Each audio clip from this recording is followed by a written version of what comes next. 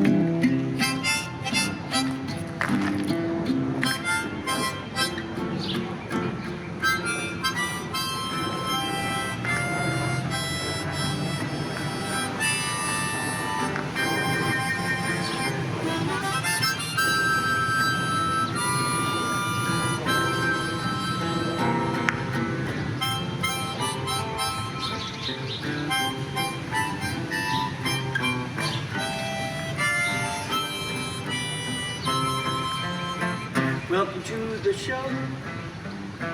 Welcome to the show, capers. Welcome to the show. Welcome to the show. Oh, oh, the Mr. Marty Show. The Mr. Marty Show. So glad you're here. So glad you're here, my friend. Pull up the chair. Gonna fill you with joy. Fill you with such great cheer. You're gonna let out a great big cheer. Yahoo!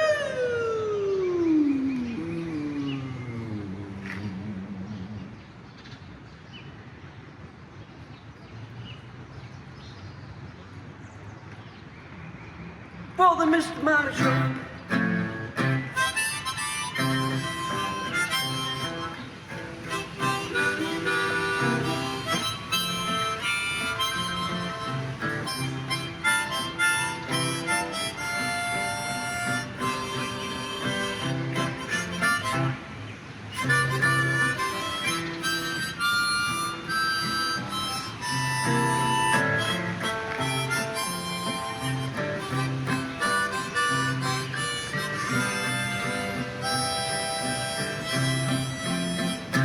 Mr. Marty Show. Mr. Marty Show.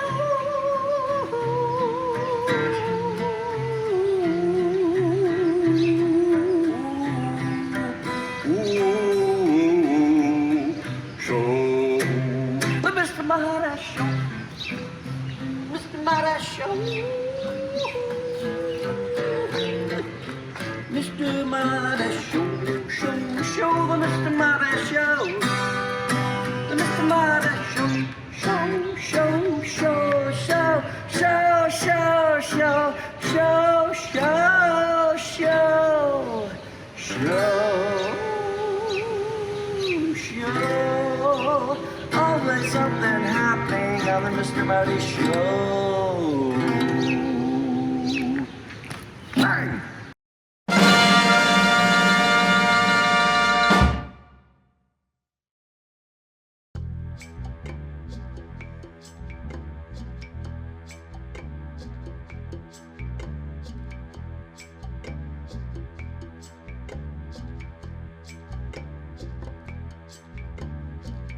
Across a shifting, setting desert, where the sands can blind, upon a camel I the explorer, searching the vastness of my mind. The winds blow hot and storm, no respite from the sun I find. shadow stretching out so long across the vastness of my mind.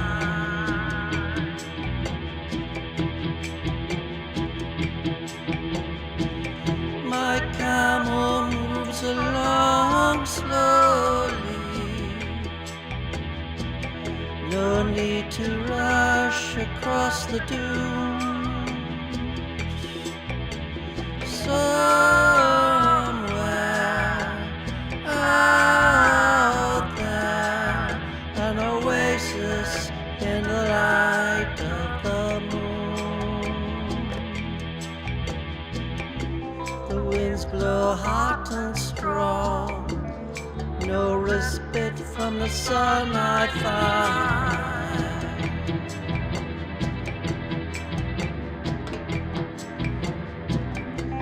Shadows stretching out so long across the vastness of my mind.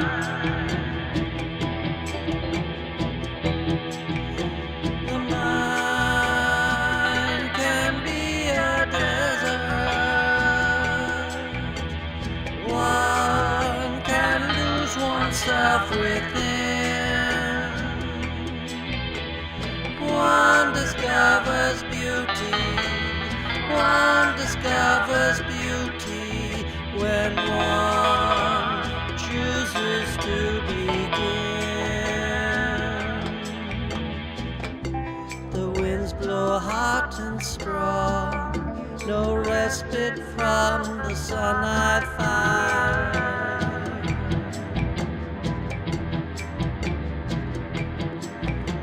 Shadows stretching out so long across the vastness of my mind.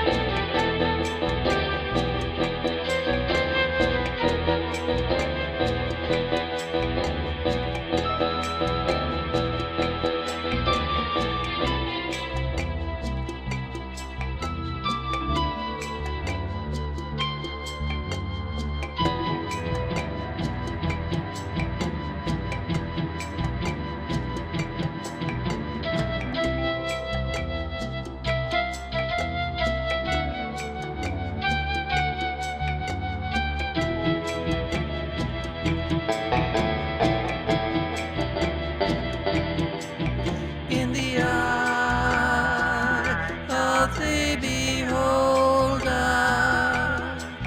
ancient sights and wonders sublime. Upon a camel, I, the explorer, across the vastness of my mind. The winds blow hot and strong, no respite from the sun I find.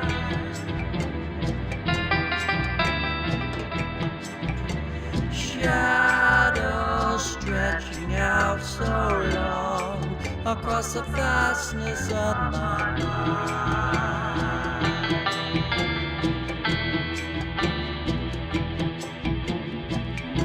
The winds blow hot and strong, no respite from the sun I find.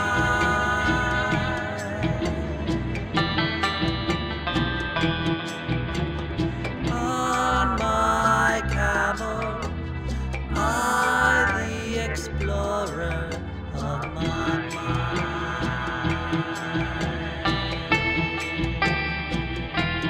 Of my mind.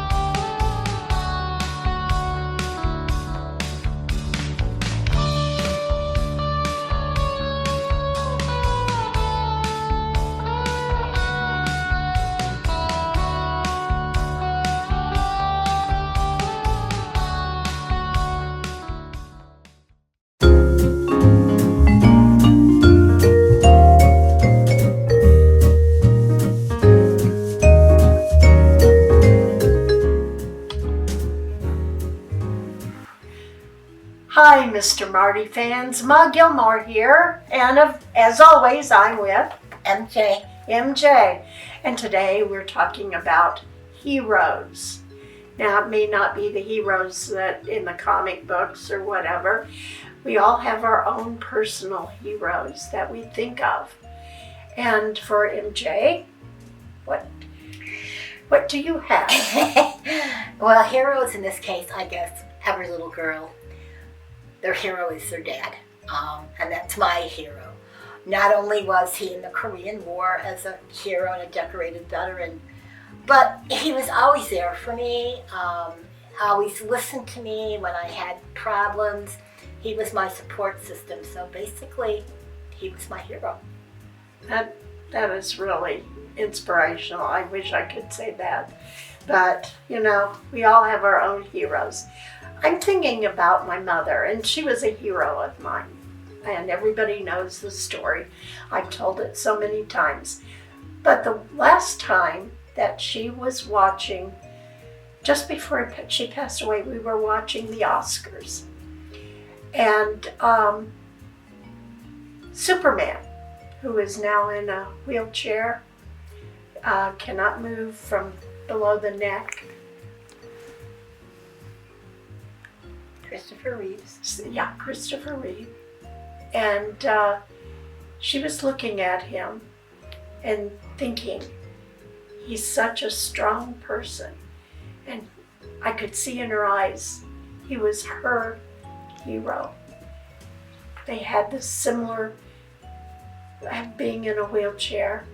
She for much longer than him. But I think when a person loses any part of their body and has to maneuver through life, they have to be a hero. They're doing it to survive. And if you have to ask them a question, well, what happened? They'll usually gladly tell you, letting you know what they went through.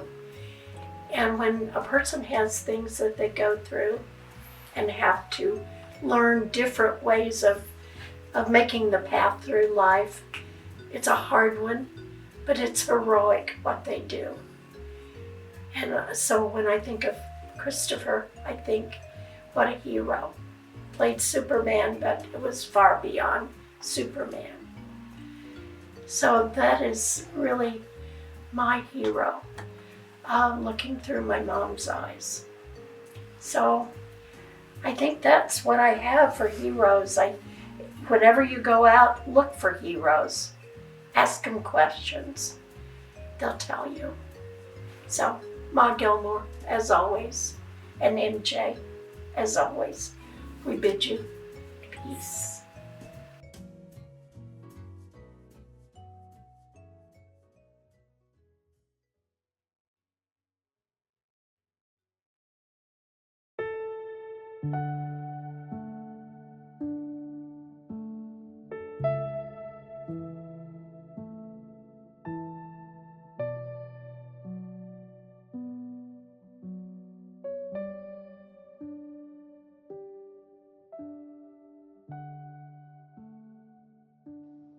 We walk among heroes every day, and they are recognized, but not nearly enough. They all fight on the same team. They don't always have the same uniforms, but they fight for you, out of love. They get paid, sure, just about, but it doesn't keep them there. It's their compassion. They suffer long hours and bad pay, overworked, overwhelmed, something we need to refashion. Yet they continue fighting for your health, mending wounds, treating disease, doing their all, doing what they can. They do it with a smile, a friendly face. They do it agile and with grace. Yet they're just human, not Superman. They're on the front line, hands-on. They're behind the scenes, each a cog in a massive machine. But this machine is built by living parts, and they're breaking more and more, physically, emotionally, everything in between. Yet they carry on. They continue to fight. A battle never won. Recognized and praised, these are our heroes. Recognized, revered, yet still unsung.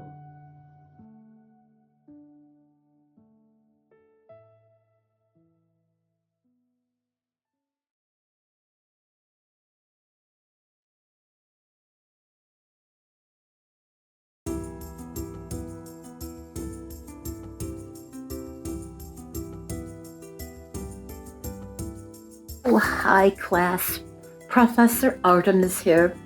I want to apologize for not being with you for a while. I've been on hiatus. I've been having some technical difficulties, but I think I'm back now, so we'll try this again. We're going to continue our study of the states and how some of them got their names.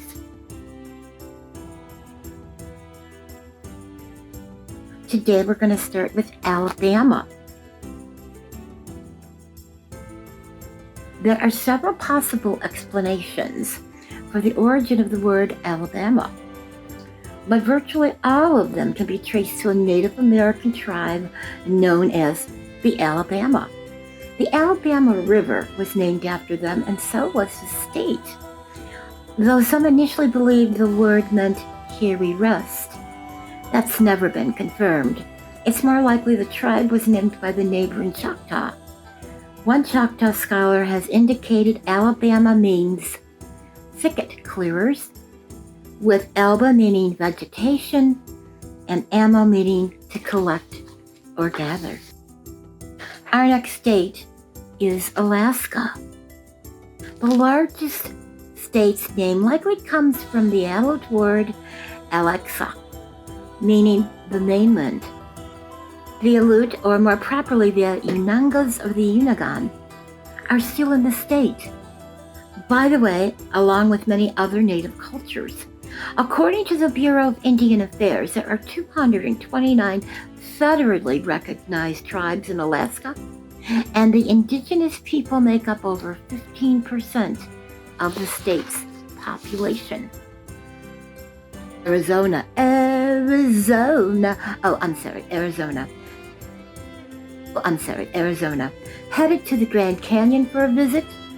You almost had to say you were visiting Pimeria or Gastonia, both names that were under consideration for the territory now known as Arizona. The name may derive from the O'odham language phrase El Shon, or a place of little spring. But other historians have noted it could be inspired by the Basque for good oak tree. Weirdly, you can also check out the London Bridge while you're there, because in the 1960s, London decided to auction off their bridge, and it made its way to Lake Havisham City. Sort of. According to Arizona Highways, it's the original skin with a new skeleton, because all the load-bearing bits are new. Arkansas. We know Arkansas is pronounced Arkansas, but that wasn't always universally agreed upon. One senator preferred, all right, you ready for this? Arkansas. In the 1800s until a resolution was passed. Either way, it was a Native American tribe known as the Quapaw who inspired the phrase. So why isn't it called the state of Quapaw? Indigenous people in the Ohio Valley called the Quapaw Arkansas, which was seemingly their name for anybody from that branch of the Sioux family, and the indigenous people from the Ohio Valley region were guides for early French settlers and explorers, and who then handed off the name to English speakers. And you'd better get it right, as it's technically against the law to say Arkansas once you cross a straight line. Arkansas. Arkansas, everybody, Arkansas. Here we are. California.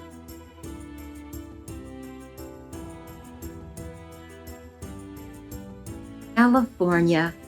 In the novel Placeres de Esplanda, author Garcia Rodriguez de Montalvo described earthbound Eden full of priceless treasures and beautiful shores. Its residents were said to be exclusively black women warriors who rode a mystical lion eagle hybrid known as the Griffin. In the novel, if a man somehow stumbled upon this society, he would become food for the creatures. De Montalvo named this paradise California, and since Placeres de Esplanda was published around 1510, that was likely the first time anyone ever heard or seen the word. So was California the state named after Placeres de Esplanda? Historians aren't, quite certain. It's possible Spanish explorers knew of the book, which was something of a bestseller in its day. But it's also possible the name was derived from Latin words calida fornax, meaning hot furnace, or Californo, a Native American phrase meaning high hill or native land. So that's the first couple of states. Stay tuned for the next couple of states. Class, have a great evening. Good night.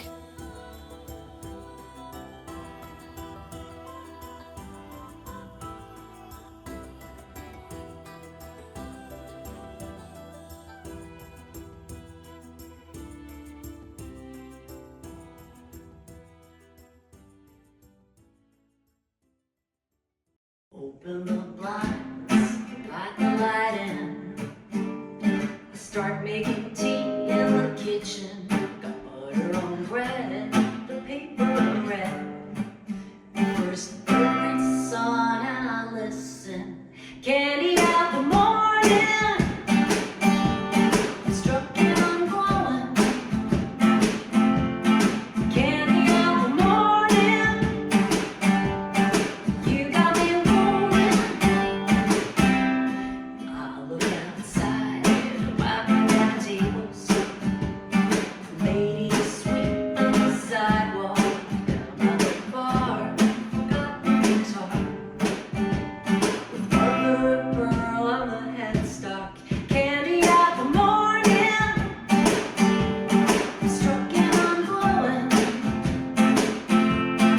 Candy out the morning. You got me rolling. Some say the place dark and dark to create. Come alive when the lights are low. I'd rather engage when the days are blank page. That's where I find my flow. Open the blinds, let the light in. Discarding my tea in the kitchen. Paper and pen, you never know when. The first note comes alive and I listen. I'm struck and I'm glowing.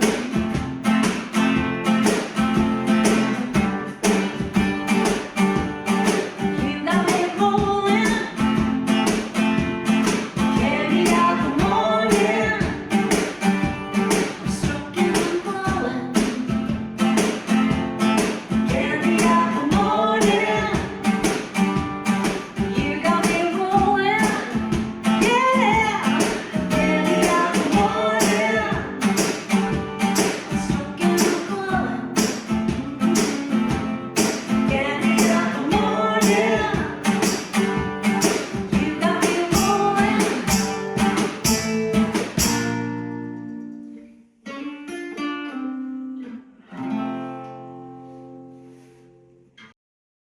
Hello, Polly Chase presenting artwork by Martin McCormick.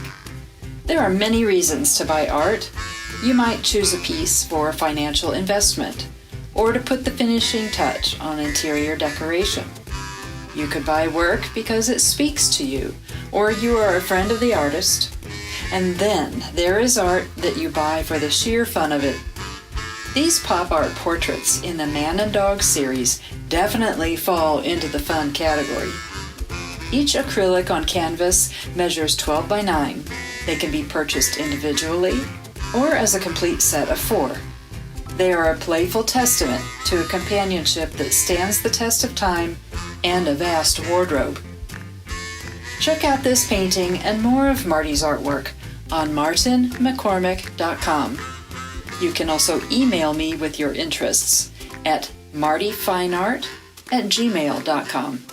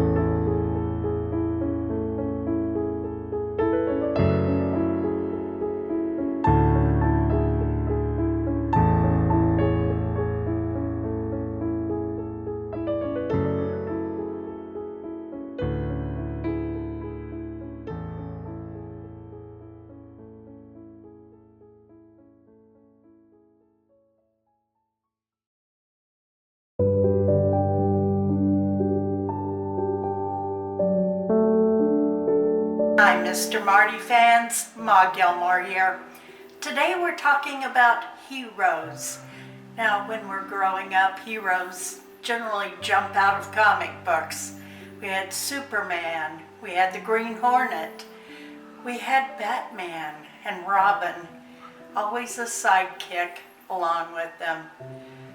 But today, in this world, our heroes are not jumping out of comics. Our heroes are everyday people. As we went through the plague, we had signs up around the hospital. This hospital has heroes serving it. And yes, they were.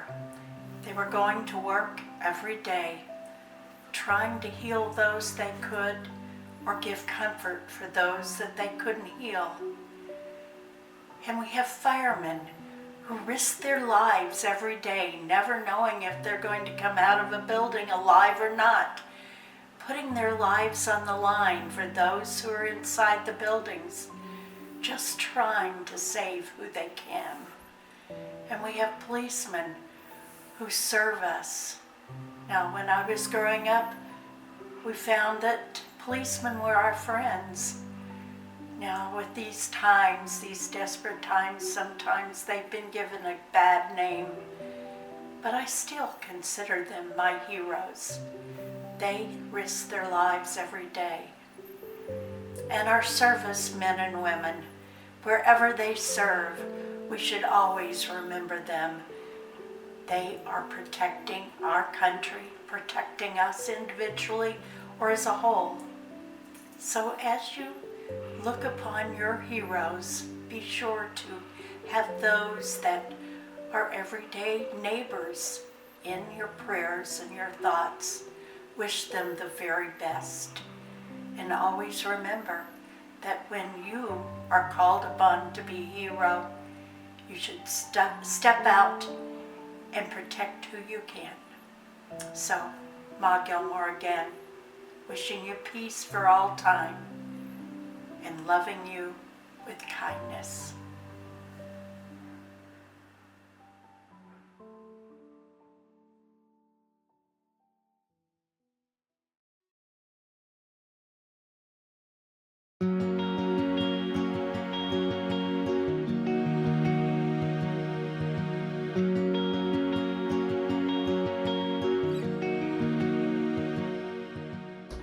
So the challenge here is to always try to get the pattern of the fur in the right direction. As I descend and define the skull of this bear, I have to make sure there's all sorts of different directions that this fur is going. This is heading out this way, this is going down. It's really quite complicated and beautiful. But if I don't get this right, I'm not going to get that dimensional look of a bear coming at you. It'll just look flat against the canvas. So it's quite an involved process, the most involved part of this whole painting.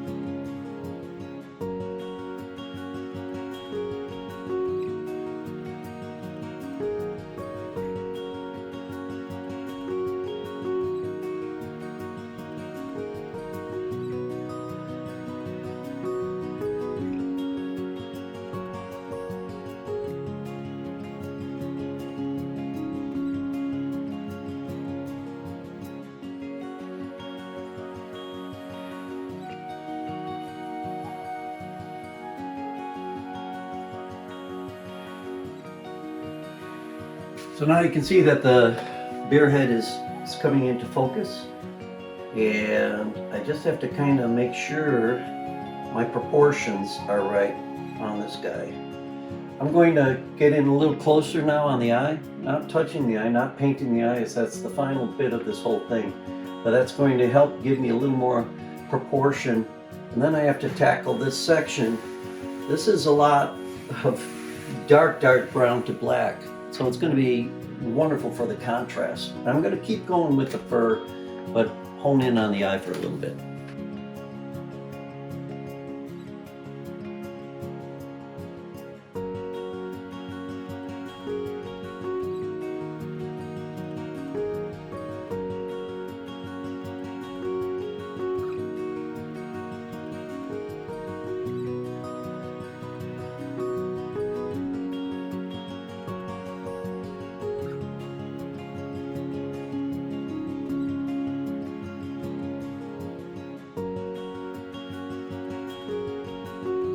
can see, we're coming along, huh? So, got a lot more of this defining part, you know, and this is giving a little more of the action. The bear is starting to come out towards you. Pretty good so far. Fingers crossed. Still can screw it up.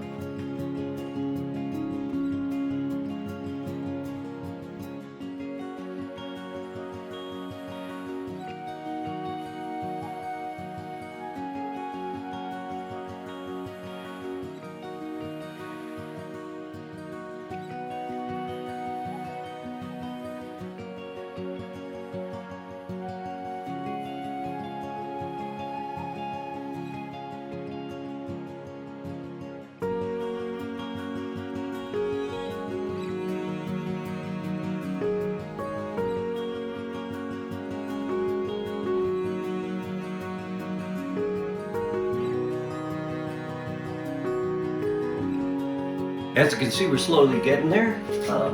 I've kind of defined my different levels of fur, and just kind of hitting here and there, you know. And there's a feeling of motion. This thing coming at you. Now we have all this. I still got to finish this to kind of give it that feeling of speed and movement, you know, that's in here. So this is going to be the next section. I just got to kind of go through with a lighter color, and then we have to work on bringing even more of the dimension out.